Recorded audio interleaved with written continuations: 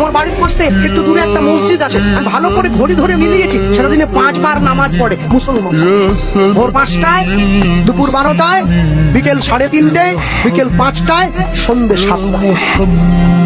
একদিন, দুদিন, 3 দিন, 1 সপ্তাহ মিলিয়েছি, নামাজের সময়টা 1 মিনিট এদিক ওদিক হয়।